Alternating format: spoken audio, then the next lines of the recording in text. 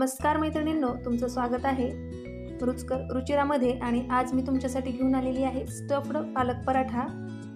पालक पराठा वेगवेगळ्या पद्धतीने बनवला जातो, पण मी आज तुम्हाला स्टफ्ड पालक पराठा करून दाखवणार आहे। आणि इथे त्याच्यासाठी मी इथे घेतलेलं आहे गव्हाचं पीठ। त्याच्यामध्ये चवीपुरतं मीठ टाकून आपण रोज पोळ्यांसाठी कणिक मळतो तशा पद्धतीने पराठ्यासाठीही आपल्याला कणिक मळून घ्यायची आहे। थोडं थोडं पाणी घालून आपण याचे एकदम मऊ अशी कणिक मळून घेऊयात।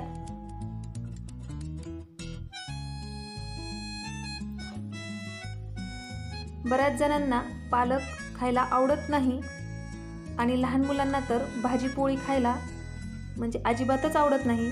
माझीही मुलं खात नव्हते, तर मी अशा पद्धतीने मुलांना पालकचे पराठे बनवून दिल्यानंतर मुलं माझे आता आवडीने पालक खातात आणि पालकचे पराठे तर खूपच त्यांना आवडतात।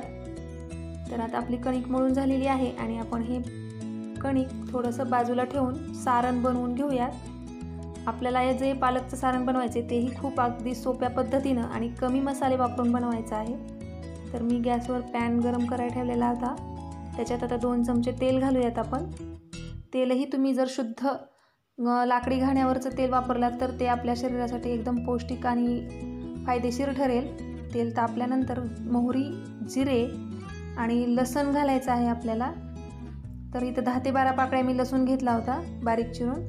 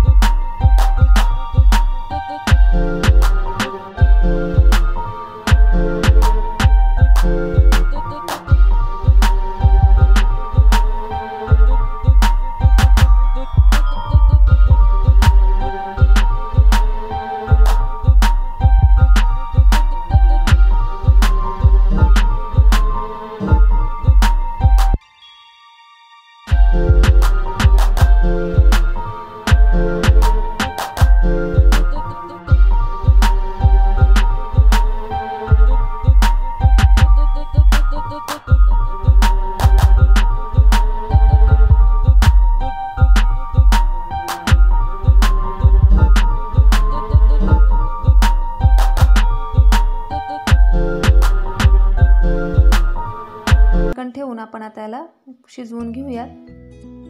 एक वाफ देऊन घेतल्यानंतर तुम्ही बघू शकता आता पालक आपली मऊ झालेली आहे आणि छान वाफली आहे। तर आता याच्यामध्ये आपल्याला 2 चमचे हरभरा डाळीचं पीठ घालायचं आहे, जेणेकरून सारण आपलं कोरडं होईल आणि पराठे फुटणार किंवा चिकटणार नाही। जेव्हा आपण सारण पारीमध्ये घालू तेव्हा आपले पराठे व्यवस्थित बनले जातील। तर पीठ व्यवस्थित मिक्स झालेलं आहे आणि पीठही आपण वाफवून घेणार आहोत। त्याच्यासाठी परत एकदा आपण झाकण ठेवून ही भाजी वाफवून घेऊयात।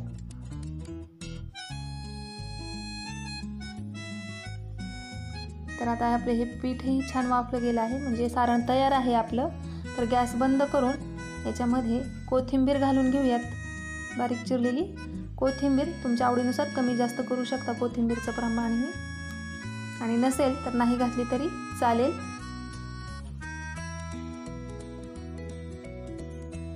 कोथिंबीर मिक्स झाल्यानंतर आपलं सारण व्यवस्थित थंड करून एका बाउलमध्ये काढून घ्यायचं आहे। आणि आता आपण पराठा बनवून घेऊयात। तर परत एकदा मी व्यवस्थित कणिक मळून घेते आणि एक छोटा गोळा घेऊन त्याला आपल्याला वाटीचा आकार द्यायचा आहे आणि याच्यामध्ये आपण सारण भरणार आहोत। तर हे अशा पद्धतीने आपल्याला स्टफ्ड पराठा बनवायचा आहे। पालकमध्ये स्टफ करून व्यवस्थित भरून ह्याला बंद करून घेऊयात। जसं आपण पुरणाची पोळीसाठी उंडा बनवतो तसंच आपल्याला ह्याचाही बनवायचा आहे। आणि छान व्यवस्थित लॉक करून घेऊन थोडंसं कोरड्या गव्हाच्या पिठामध्ये लावून हलक्या हाताने लाटून घेऊयात एकदम जोर देऊन आपल्याला लाटायचं नाही, एकदम हलक्या हाताने आपल्याला पराठा लाटून घ्यायचा आहे। आपला हा पराठा लाटून झालेला आहे। आपण आता भाजून घेऊया। तर तव्यावर मी थोडंसं तूप घालत आहे। आपल्याला पराठे तुपामध्ये भाजून घ्यायचे आहेत। तर दोन्ही बाजूने तूप लावून व्यवस्थित पराठे आपल्याला छान भाजून घ्यायचे आहेत।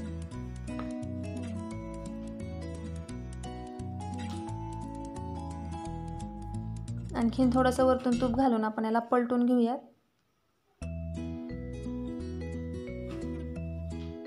मैत्रिणी, तुम्ही बघू शकतो मस्त फुगला आहे आपला पराठा। आणि असंच आपल्याला व्यवस्थित तूप लावून छान असं भाजून घ्यायचं आहे खरपूस सर्व बाजूंनी। आणखीन थोडंसं तूप घालून ह्याला खरपूस असं भाजून घेत आहे। अशाच पद्धतीने आपण दुसराही पराठा बनवून घेऊयात।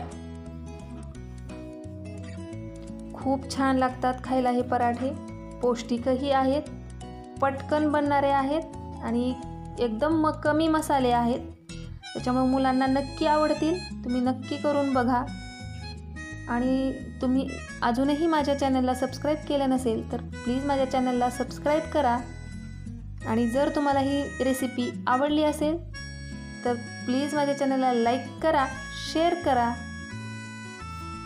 तुमच्या इतर मैत्रिणींसोबतही तुम्ही शेअर करा। आणि मुलांसाठी आपण टिफिनसाठी हा पदार्थ नक्की बनवू शकतो। तर आपले पराठे आता खाण्यासाठी तयार आहेत। आपण हे पराठे सॉससोबत किंवा दह्यासोबत छान लागतात।